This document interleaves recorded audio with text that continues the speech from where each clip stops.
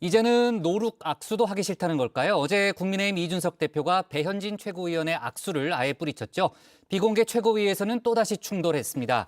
좋은 이야기를 하면 들어라. 어따 대고 지적질이냐 이렇게 감정 싸움을 벌인 거죠. 국민의힘 지도부에서 두 사람의 다툼에 불안에 살 수가 없다는 하소연까지 나왔습니다. 관련 내용을 조익신 멘토가 정리했습니다.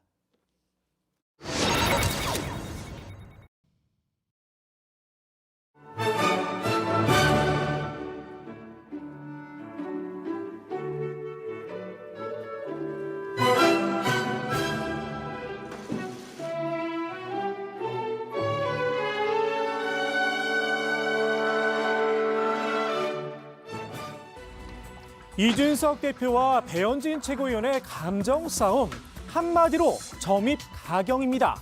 보다 못한 홍준표 대구시장 당선인이 촌평을 남겼는데요. 한마디로 놀고 있네라는 겁니다. 두 사람의 다툼 여기서 그치지 않았는데요. 비공개 최고위에서 또다시 충돌을 했다고 하죠. 이번엔 48개 지역구 조직위원장 공모 문제가 불씨였습니다.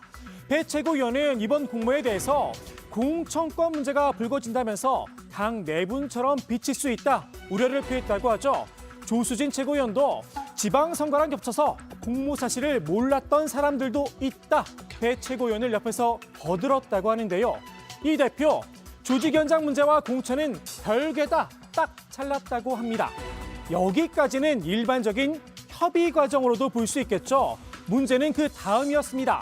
배 최고위원이 당을 위해 좋은 이야기를 하면 좀 들으시라 따지듯이 묻자 이 대표가 어따 대고 지적질이냐 반말로 응수한 겁니다. 사랑과 전쟁도 아니고 만나기만 하면 으르덩대는 두 사람. 앞서 비공개 최고위 문제를 놓고서도 충돌을 빚었었죠. 비공개 최고위를 당번 최소화하자. 원래 비공개 최고위는 비공개로 하는 것이 때론 격렬하면서도 허심탄회하게 많은 당내 사안을 논의해보자 이런 취지로 진행되는 건데 그 내용이 밖으로 유출되면서 오히려 분란의 씨앗이 되니까 그걸 최대한 톤다운하자는 취지에서 이렇게 이야기했던 거고 당내의 텐션을 줄이는 방향으로 해서 당내에서 잘 해결될 수 있도록 해보겠습니다. 이 대표의 말이 무색하게 비공개 최고위에서 또다시 맞붙은 건데요.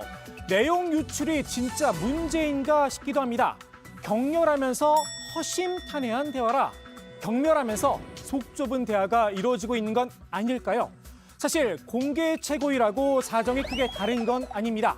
비공개 최고위 공방, 기자들 앞에서 서로 삿대질을 하며 갈등 상황을 전국에 생중계했는데요. 이 대표 나름의 해명을 내놨죠. 거의 독재자에 가까웠던 옛날에 김영삼, 김대중 대통령 계실 때 뭐 총재 시절이었다 그러면은 제가 그냥 싹 다 날리고 그냥 국회의원 150명 공천하면 됩니다. 누가 갑자기 최고위원회에 나와가지고 저한테 삿대질한다? 삿대질하는지 너 잘라 이러면 돼요 그냥.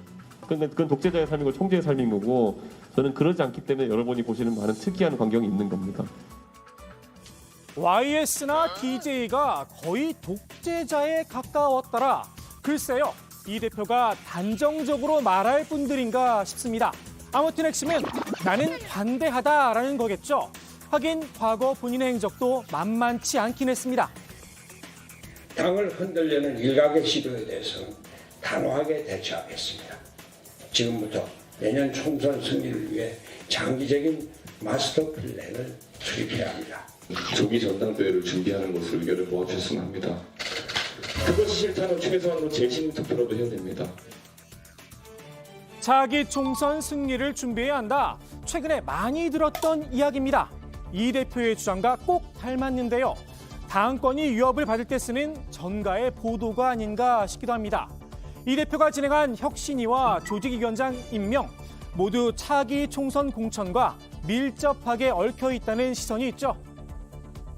처음에 많은 국민들이 기억하시는 것처럼 혁신위에 대한 사조직 논란을 이제 일부 최고위원이 제기해 주셨는데 오늘 또 최고위원회에서 결국 명단은 또 만장일치로 통과됐거든요. 그러니까 애초에 그런 약간 혁신위 김 빼는 지적이 꼭 필요했었나 하는 생각이 들기는 합니다.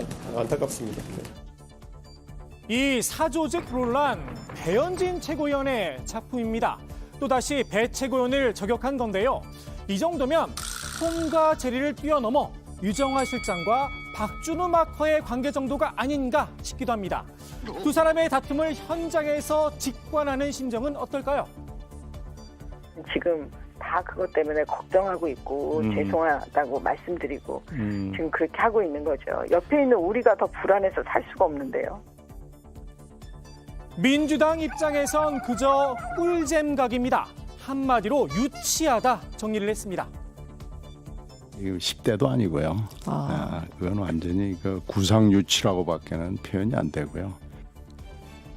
정치권에선 두 사람의 충돌을 이 대표와 이른바 윤핵관 사이의 당권 다툼으로 보는 시선도 있죠. 이 대표의 성상납 의혹 징계와 묘하게 맞물린다는 겁니다. 윤리위 뒤에 배후가 있는 것 아니냐, 당권 경쟁을 두고 어떤 모르는 세력들이 윤리위를 흔드는 것 아니냐에 대한 의문들이 있죠, 당내에. 민주당에선 한 발 더 나가 윤석열 대통령까지 연결을 시켰습니다. 차기 구도와도 연결이 돼 있고 죽이고 가려고 하는 것이죠. 그런 측면에서 보면 윤석열 대통령과 그 측근 윤핵관들이 사실은 주도를 하고 있는 거죠. 그렇게 보는 것이 가장 합리적이죠. 이준석 대표 징계 등 당내 갈등이 좀 심한 상황인데요. 당무에 대해서는 대통령이 언급할 사안이 아니에요. 윤 대통령도 언급을 피한 당무, 제3자가 거론하고 나섰죠. 김건희 여사의 팬클럽 회장인 강신업 변호사가 이 대표를 공개 저격했습니다. 윤 대통령의 성공은 이핵관들을 제압하는 것에 달려 있다라면서 이준석을 여기서 잘라내야 한다라고 한 겁니다. 글쎄요, 호가 호의인 걸까요? 낄끼 빠빠란 말이 문득 떠오릅니다. 이른바 이핵관들은 윤리위의 징계 시도에 크게 반발하고 있죠. 해당 행위다, 쿠데타다, 날선 반응을 보이고 있는데요. 당내에선 윤리위의 징계 가능성에 대해서 엇갈린 관측이 나옵니다. 때문에 저희가 명확해야 할 징계 사유와 관련돼서는 적어도 최종적으로 법원의 판단을 받아봐야겠습니다만 수사 중이니까 수사 결과를 보고 판단해도 또 그렇게 판단하는 것이 상식에 맞지 않겠는가. 징계 절차 개시라고 하는 것 자체가 징계 4개 중에 하나를 당연히 예비하고 한 말이다. 여기에 이준석 대표 관련한 사항 바로 위에 보면 모 의원에 대해서 징계 절차 불개시라고 돼 있어요. 사유는 사실관계 확인 불가. 그런 거예요. 그렇기 때문에 제가 이거는 징계를 예비하고 가는 거다. 민주당은 굿이나 보고 떡이나 먹겠다는 입장인 듯한데요. 은근히 징계가 되길 바라는 눈치입니다. 신당 창당설까지 제기를 했습니다. 그 경징계가 나오면 경징계 나오는 대로 또 중징계는 저는 가능성은 높지 않다고 봅니다만은 중징계가 나오면 당을 그냥 완전히 해체 수준으로 가는 거고요.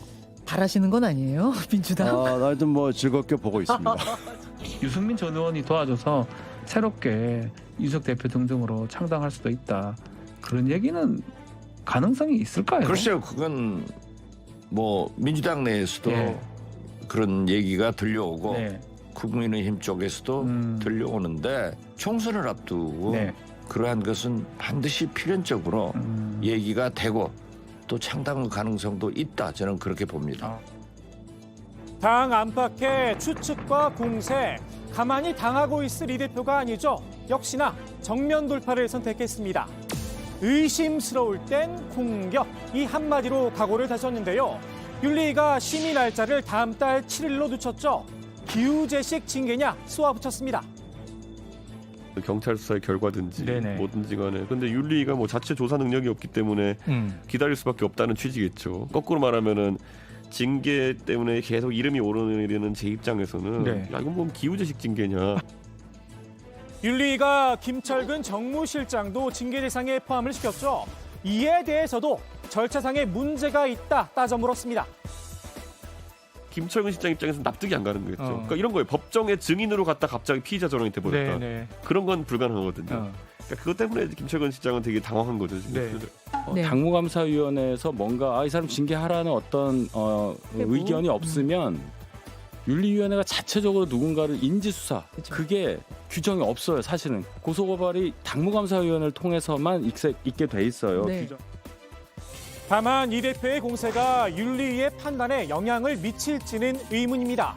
이항희 윤리위원장은 앞서 별도의 입장문을 내 이 대표의 주장을 조목조목 반박하는가 하면 이 대표의 윤리 출석 문제를 놓고도 진실공방을 벌였죠.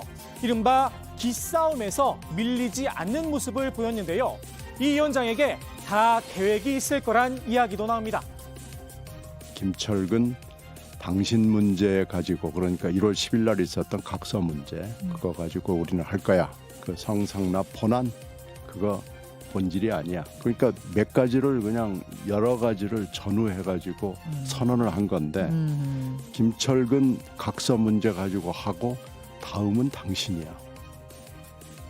다음 달 7일 윤리 판단이 나오기 전까진 각종 추측과 논란이 당내에서 지리하게 이어질 걸로 보입니다.